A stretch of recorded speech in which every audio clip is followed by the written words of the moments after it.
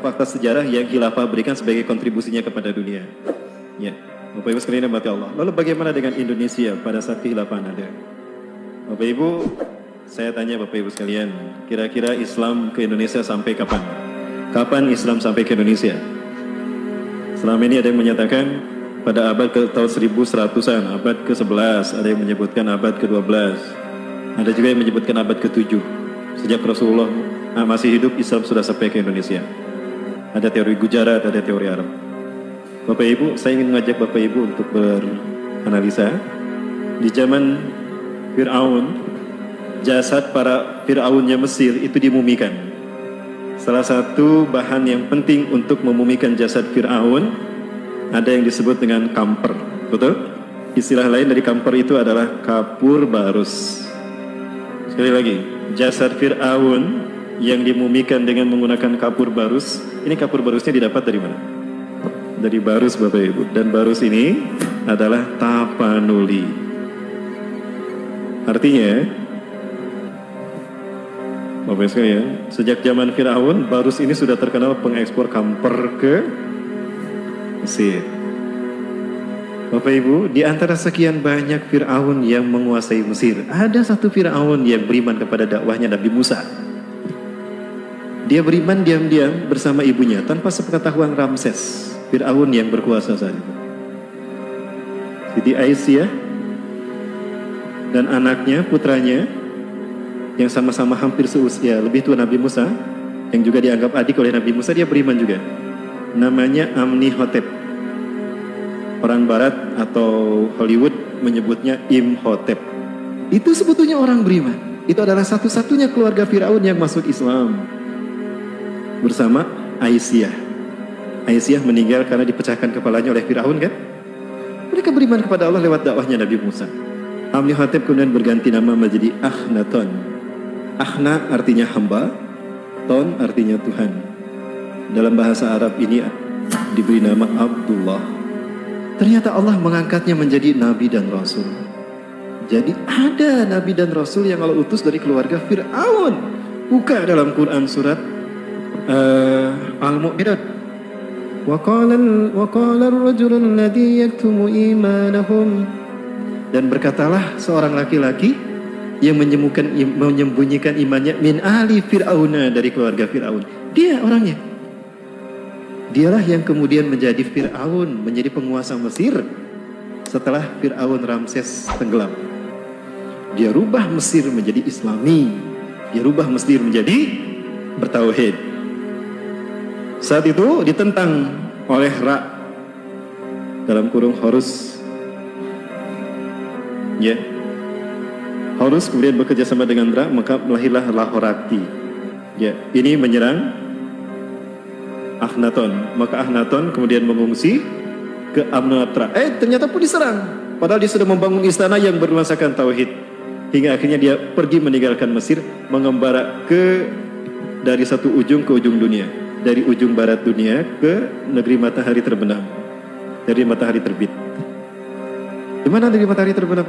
Nah, para sekalian, di dalam surat Al-Kahfi Allah menyebutkan dakwahnya Zulkarnain. Nah, ini kemudian diberi nama Zulkarnain. Kenapa disebut Zulkarnain?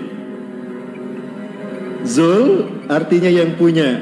Wallahu zul fadlil azim. Dan Allah yang maha mempunyai keutamaan yang agung. Zu artinya yang mempunyai. Kornain dua tanduk. Jadi Zulkarnain itu yang punya dua tanduk. Kenapa? Karena orang-orang Mesir, raja-raja Mesir, walaupun kepalanya pelontos, tapi ada rambut yang diuntun di sini, kanan kiri. Makalah seperti tanduk. Karena punya dua, jadi Zulkarnain. Nah, Zulkarnain Allah perintahkan dakwah. Dia dakwah dari negeri matahari terbenam yang ada lumpur hitamnya. Syekh Hamdi bin Hamzah Abu Ziyad melakukan penelitian bahwa ternyata tempat yang disebutkan dalam Al-Quran yang terdapat lumpur hitam itu adalah Maldives. Maldives. Dan negeri matahari terbit itu ternyata bukan Jepang. Dia bernama Kiribati. Nah, ini Kiribati. Australia, New Zealand, Papua, ada New Zealand di atas dan ada Kiribati. Ternyata ini New Zealand. Di Kiribati ini Dan di Maldives itu banyak orang-orang Islam dan mereka kenal kepada cerita Zulkarnain. Ada yang menyebutkan ternyata silsilah mereka nyampe ke Zulkarnain. Ini Maldives, negeri matahari terbenam yang ada lumpur hitamnya, dan ini Kiribati. Berarti dia mendakwahkan Islam dari sini sampai ke sini. Terus ke Eropa, sampai ke Cina, mengurung Ya'juj Ma'juj, membuat Cina masuk Islam. Jadi Cina sudah tersentuh tauhid sejak zaman Zulkarnain sampai Jawa ke Eropa, sehingga dunia ada dalam genggaman dakwahnya, dan dia kembali ke Mesir. Artinya salah satu jalur dakwah dari dia adalah melewati jalur ini kan, melewati jalur Nusantara. Itu dakwahnya Zulkarnain di zaman Nabi Musa. Jadi Islam menyentuh Indonesia sejak kapan? Sejak zaman Nabi Musa alaihissalam. Nah, ini sejarah yang baru, Bapak. Itulah alasan kenapa Indonesia mayoritas Islam. Kalau memang Majapahit dan Sriwijaya lebih dulu, harusnya kita mayoritas Hindu dan Buddha, betul? Harusnya, faktanya mayoritas Islam. Berarti yang dulu menyentuh Indonesia siapa? Islam, Bapak. Dan ini adalah salah satu kontribusi Khilafah Turki Utsmani kepada Indonesia. Ya, Khilafah Turki pernah membantu Aceh dan Indonesia pada umumnya dengan dikirimkannya pasukan perang terbaik. Ada para ahli senjata api, ada penembak ulung, sniper, dan juga para teknisi perang untuk mengamankan wilayah yang bernama Asyamatira. Dari sini kemudian saya cari jejaknya. Ternyata nama-nama pulau di Indonesia itu nama-nama Islam. Umat Islam yang memberikan nama.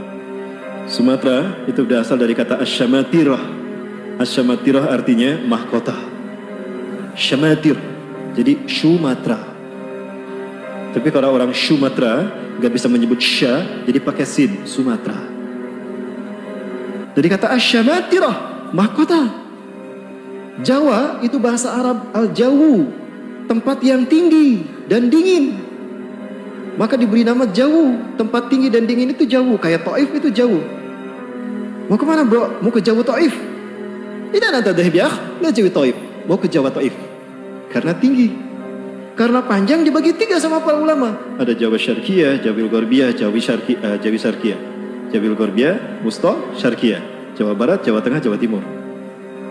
Kalimantan, tanah daratan yang berawak. Baru Naon, jadi Barnau, Borneo. Makassar, tempat yang terpecah-pecah. Dari kata Makassara, Kassara yukasiru, memecahkan, tempat yang terpecah, Makassar. Maluku dulu namanya Jaziratul Muluk karena di sinilah para raja-raja Arab tinggal karena indahnya kepulauan ini. Maka diberi nama Jaziratul Muluk. Portugis datang diganti jadi Maluku. Papua Nugini dulu namanya Biladun Nurul Islami. Datang Portugis dan Belanda diganti Papua Nugini. Padahal dulu namanya Biladun Nurul Islami. Alhasil Bapak Ibu sekalian, sebetulnya siapa yang memakmurkan Indonesia pertama kali sebelum ada penjajahan? Penjajahan terjadi di fase yang keempat, di masa hancurnya Turki Utsmani. Saya ragu, betulkah Belanda menjajah kita 350 tahun? Tidak. Nah, ini dokumentasi. Turki Utsmani pernah memberikan surat pengangkatan Pangeran Diponegoro sebagai Khalifatul Turki Utsmani ing Tanah Jawi. Makanya sekarang istilah Sultan Hamengkubuwono masih mendapatkan gelar khalifah kan? Halo Jogja. Jogja ini menjadi pusat khalifah Asia Pasifik. Wakilnya Turki Utsmani, ya. Dan ini memberikan bantuan kontribusi besar untuk menghilangkan penjajahan dan mengusir, menekan penjajah Belanda dan Jepang. Artinya Turki Utsmani menguasai Indonesia dan membantu Indonesia dari penjajahan Belanda. Maka betulkah Belanda menjajah kita 350 tahun? Saya tidak yakin Bapak Ibu. Turki Utsmani menguasai dunia kan? Nah, membantu Indonesia. Baik, intinya Bapak Ibu dimati Allah, semua ini merupakan terus dilanjutkan, sebuah fakta sejarah. Kalau Islam memberikan kontribusi besar kepada Indonesia, ya Bapak Ibu sekalian, lupakah kita kalau ternyata Indonesia merdeka atas kontribusi para ulama, para habaib, ya mereka lah yang berperan dalam membidani lahirnya Indonesia. Ini Haji Mutahar, salah seorang pencipta Paskibra dan pramuka di tanah air kita. Ini Presiden Soekarno mendapatkan bantuan dana dan dukungan moral dari para ulama kaum muslimin. Di antaranya beliau ini, Asad Syihab. Beliau adalah ayahanda dari Habib Rizik Syihab. Apakah ini yang disebut dengan ancaman bagi keberadaan nasionalisme dan Pancasila? Lawang yang membantu lahirnya Pancasila di Indonesia adalah kaum muslimin. Maka pada saat itu dibacakanlah teks proklamasi kemerdekaan Indonesia. Di mana teks ini, proklamasi bangsa kita berdiri didirikan, diucapkan di rumahnya Farhad Said Martak.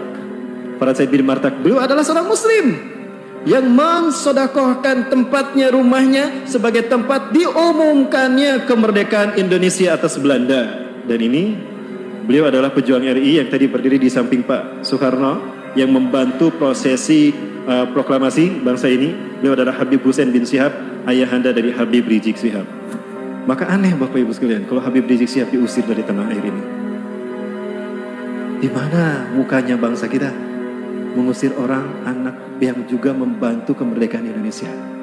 Inilah kesedihan yang dirasakan oleh guru besar sejarah bangsa ini, yang Bapak Profesor Dr. Ahmad Mansur Suniagrara menegaskan kalau bangsa ini lahir karena peran para ulama.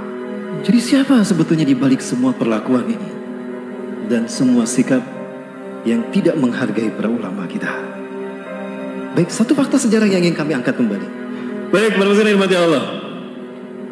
Bangsa ini memproklamirkan kapan Bapak Ibu kemerdekaannya?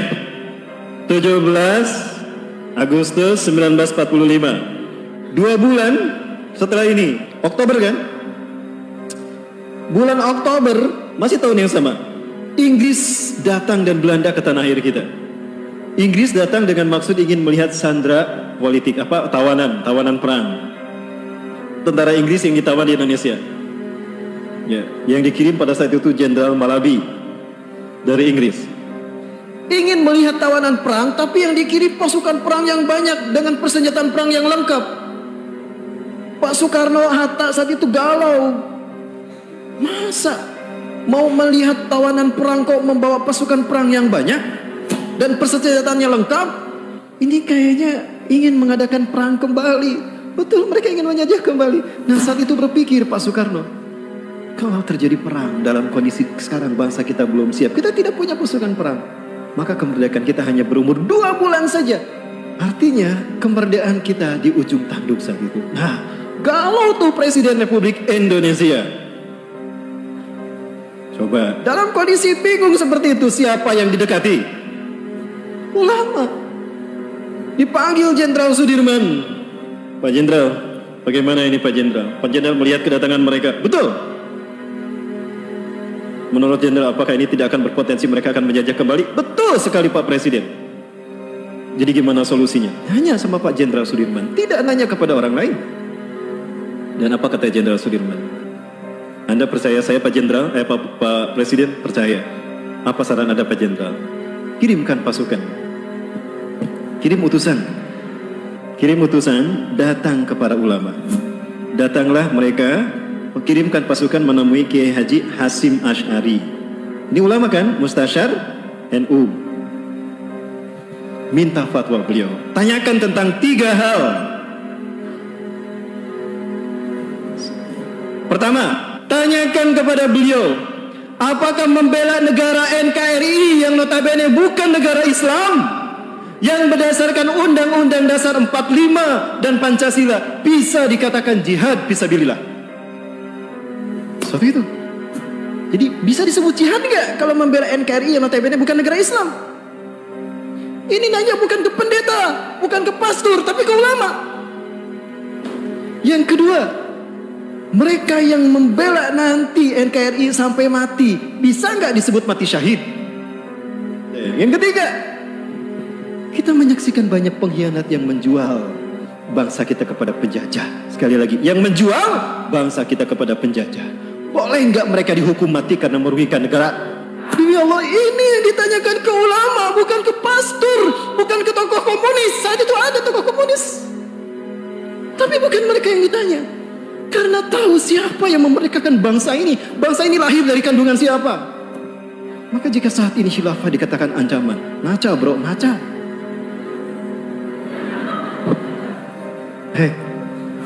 Maka apa yang terjadi? Jawaban Hasim Kiai Haji Hasyim Asy'ari, pendiri Nahdlatul Ulama yang berjenggot itu, ya, yang sekarang dipimpin oleh yang anti jenggot. Beliau memanggil semua ulama seluruh Jawa dan Madura, termasuk dari Jawa Barat, dari Cirebon dan Banten. Ada pesantren Kiai Haji apa tuh, dari pesantren Buntet Cirebon, datang. Diminta pendapat mereka. Hasilnya lahirlah resolusi jihad NU. Dan ini yang kita butuhkan, 3 fatwa resolusi jihad NU. Yang pertama, perang melawan kolonialisme Inggris dan Belanda demi mengawal NKRI dari penjajahan mereka. Itu jihad fisabilillah. Yang kedua, mereka yang gugur dalam perang membela NKRI dari penjajah Belanda dan Inggris itu mati syahid. Yang ketiga, para pengkhianat yang membuka pintu para penjajah datang ke tanah air kita demi kekayaan mereka, itu wajib dihukum mati.